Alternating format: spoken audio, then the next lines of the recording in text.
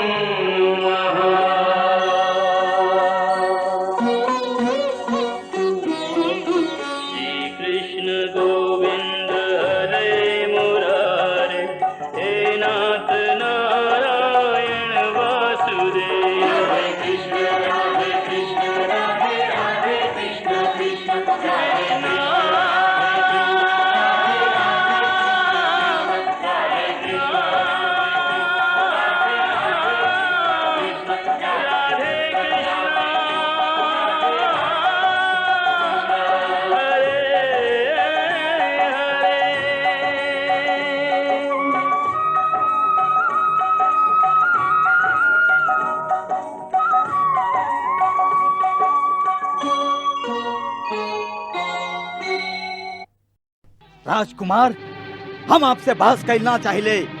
ही आपके माता पिता की आज्ञा है और उनकर आज्ञा के पालन कैल आपके धर्म है। बाकी एगो बात आप भी सुन ली कि समय हमार पिता बंदी बाड़न, स्वतंत्र ना।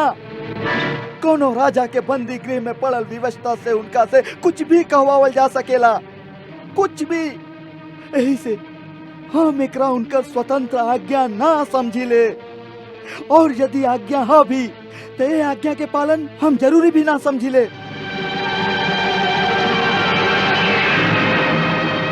काहे कि जहाँ तक धर्म के सवाल है तो हमारे जीवन में खाली एक ही धर्म है, एक ही धर्म है, और वह अपन कान्हा के संगे रहल, ओकर रक्षा कैल। कान्हा खाली हमार छोट भाई ही ना, हमार भगवान भी हुए है। ऐसे हम ओकरा छोड़ के कहीं ना जा सकीले। बस चली हमरा संगे, हम आपके सामने चल के ओकरा सब कुछ बता देते हैं। चली चली, आई अक्रूर जी। हमके बतावे के कोनो जरूरत नहीं के। हम वहाँ ठाड़ ठाड़ सगरे बात सुन ले हैं।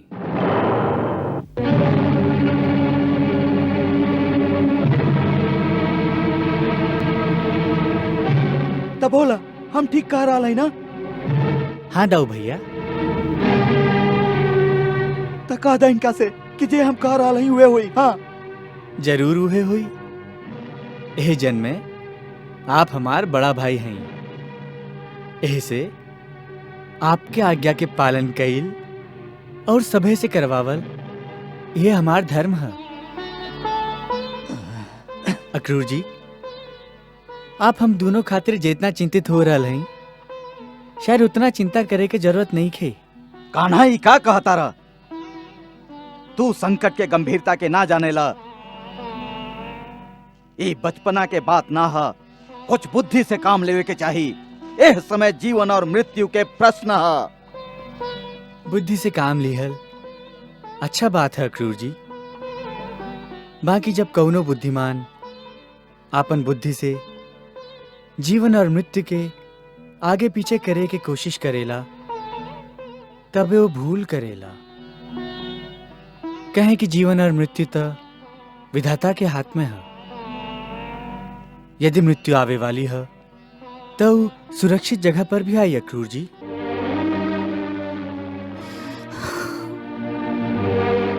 ऐसे मृत्यु के भय से हम दोनों के मत डेराएंगे। हम और दाऊ भैया इकट्ठे मथुरा जाइब और जरूर जाइब। कहें कि इतना सब बात सुनला के बाद अब हमके भी महाराज कंस से मिले के उत्कंठा हो रहा है और ये हमारा निर्णय है। काहे दाऊ भैया? हाँ,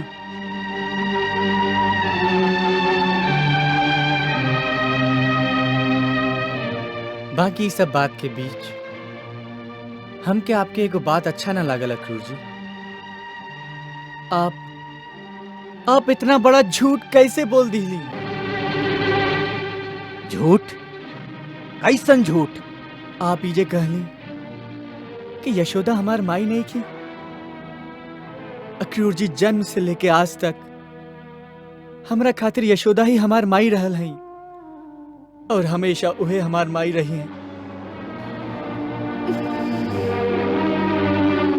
बाकी आपके जन्म? अक्रूर जी, हमके जन्म के दिले हम नहीं की जानत। बाकी हमरा याद में पहला बार जे हमके आपन बेटा कह के बुलैले रही वो हमार यशोदा मैया ही तो रहली, जे हमके आपन गोदी में बैठौली, जे हमके ममता के दूध पियौली, जे हमार अंगुरी पकड़ के हमके चले सिखौली, वो हमार यशोदा मैया ही तो रहली अक्रूर जी। जे हमार छोट छोट कान में मीठा मीठा लोरी सुनेले रहली, अक्रूर जी वो हमार यशोदा मैया ही रहली ना। बस कर, भगवान की खातिर बस कर। हमार हृदय पर और छुरी मत चलावा, मत चलावा और छुरी। हम और ना सुन सकब, ना सुन सकब। हम मर जाए। यशोदा! यशोदा! यशोदा! यशोदा! यशोदा, यशोदा, ना यशोदा! यशोदा! यशोदा! यशोदा, धीरज रख। यशोदा! यशोदा! हम आपसे कहले रही ना, कहले रही ना कि ओकरा अब कुछ मत बताएं। विदाई तक तो हमार भ्रम रहे देती आप। जात समय तक वो हमके माई के तरह मिलके जाए तो आपके का बिगड़ जाए, तो आपके का बिगड़ जाए। यशोदा! फिर भले ही आगे चल के ओकरा आप सब बता देती कि हम ओकर माई ना हई। ना यशोदा! ऐसन काहे कैली आप हमरा संगे? काहे? ना माई, ये झूठ है, ये झूठ है, ये झूठ है माई। ऐसे झूठ बात ये हमके कहीं भी बताऊतन तो हम ना मनती माई और ना मान सकेली। माई, ए माई, हमार विश्वास करी माई। माई, हम कहीं भी चल जाएं, हमार कर्तव्य चाहे हमके तोहसे कितना ही दूर काहे न ले जाए, बाकी जब तक ये धरती पर रहब, जहाँ भी रहब, मन से हम हमेशा तोहरे बेटा रहब माई। हम हमेशा तोहरे बेटा रहब। यशोदा, यशोदा, धीरज रख, धीरज रख।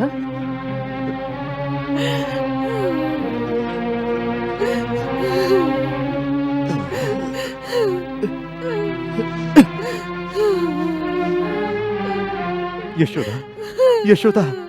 ना माई। यशोदा, ए माई, ए माई, हम तो तोहरे बेटा हैं ना, हम तो तोहरे बेटा हैं माई। हमार मन रखे खातिर हमेशा से झूठ बोलत आयल बाड़ा तू। हमेशा से झूठ बोलत आयल बाड़ा तू। तू हमार माई बाड़ू ना, ऐसे तो तोहसे झूठ बोल सकत हैं हम।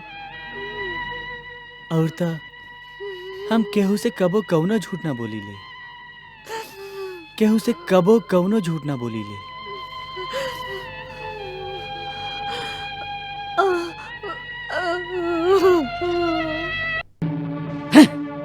बलराम के जिद से सगरे योजना उलट पुलट हो गई। अब कोनो और दूसर योजना बनावे के पड़ी। सुना, सब साथी लोग से कहा कि सब लोग ओह घाट के आसपास ही लुकाइल रहें, जहां स्नान करे के बहाने हम रुकब, और दूसर किनारा से अपन साथी लोग के संकेत के प्रतीक्षा करब। जय आज्ञा। जा। चला।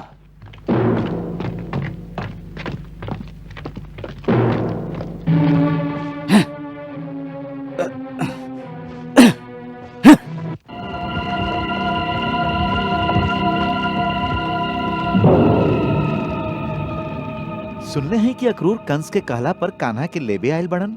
ई हम कबो ना होके देब। बाकी हम उनका कैसे रोकब? ई हम नहीं जानत।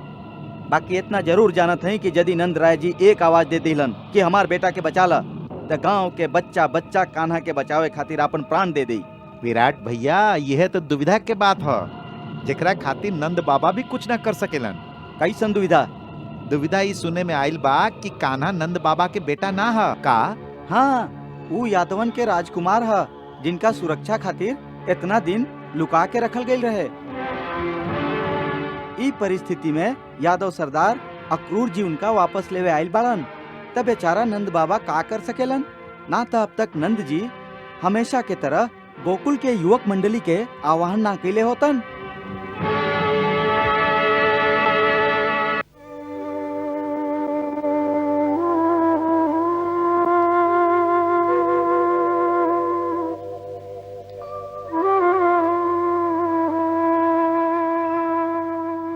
माई, ए माई,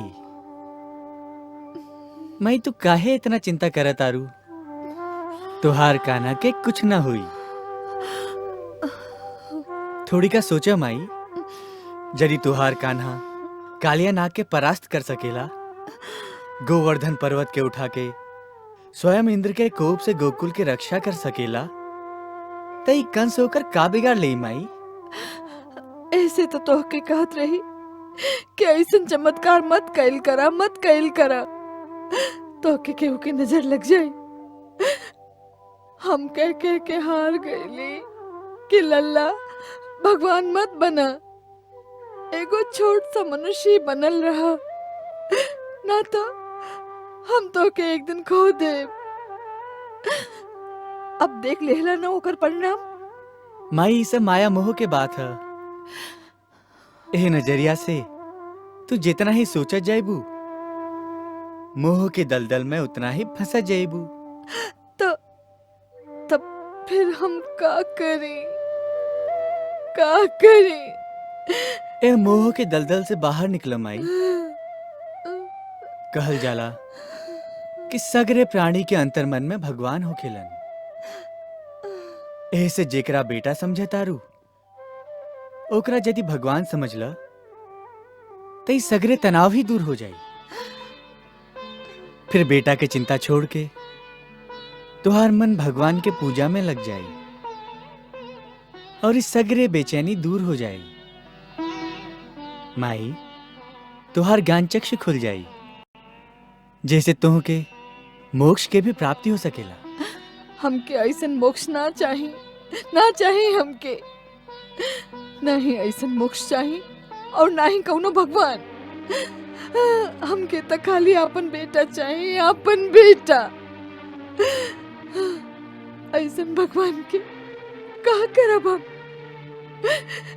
ना ही ओकरा प्यार कर सकब, ना ही ओकरा पर क्रोध कर सकब हम, और ना ही ओकरा माखन मिश्री खिया सकब। ऐसन भगवान के का करी हम? हमके तोहार भगवान, तोहार मोक्ष ना चाहिए। हमके तो खाली अपन बेटा चाहिए, जे हमके दुख दे तो हम आनंद पाए। हमके ये सब ज्ञान ध्यान और मोक्ष के बात मत समझावा। हमके अपन मोह के दलदल में ही फसल रहे दा हमके। जा, ये ज्ञान के बात केहू और के सिखावा, जा। वाह माई, वाह, तू तो ज्ञान, योग, भक्ति ये सब सीमा के पार कर चुकल बाड़ू। तुमके तो अब भगवान के भी जरूरत नहीं खे, बल्कि भगवान जी के ही तोहरा जैसन माई के जरूरत है। तू धन्य बाड़ू माई, तू धन्य बाड़ू। ये सब नाटक हमरा संगे मत करा। तू बचपन से ही ये सब नाटक करके हमके रिझा रहल बाड़ा। असल में तू तो हमार बेटा है ही नहीं खा, तू हमार शत्रु बाड़ा, शत्रु। हमके ये मोक्ष के बात मत समझावा। जा, चल जा, चल जा अपन असली माही के पास। चल जा, चल जा, चल जा, चल जा। चल जाई। बाकी ये अंतिम रात तो अपन असली माई के पास बिता लें। अब तो के हमरा से और का चाहिए, का? एगो वचन, माई हमके एगो वचन दो। मांग ल, जे भी मांगे के हाँ मांग ल। तू हमरा पीछे रोवल ना करबो।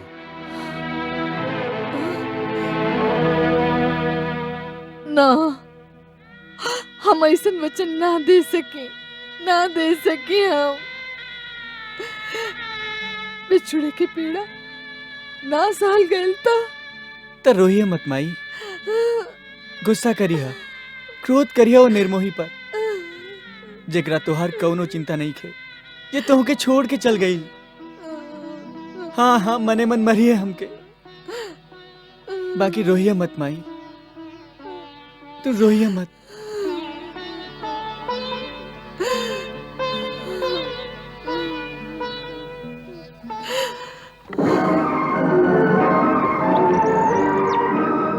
का बात है?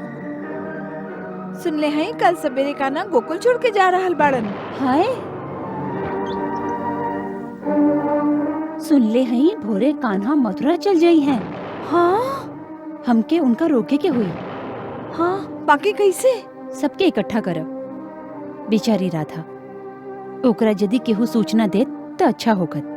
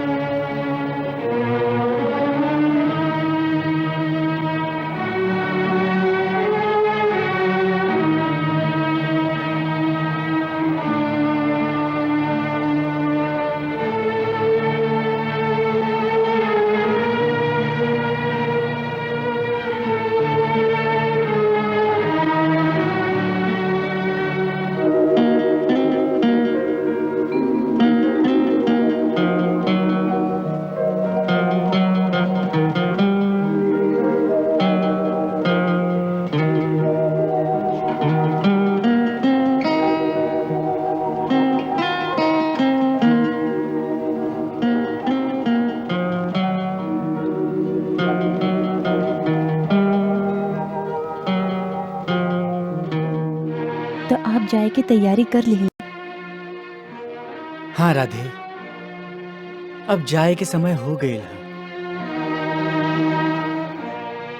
कल हमके विदा करे गोकुल ना आईबू?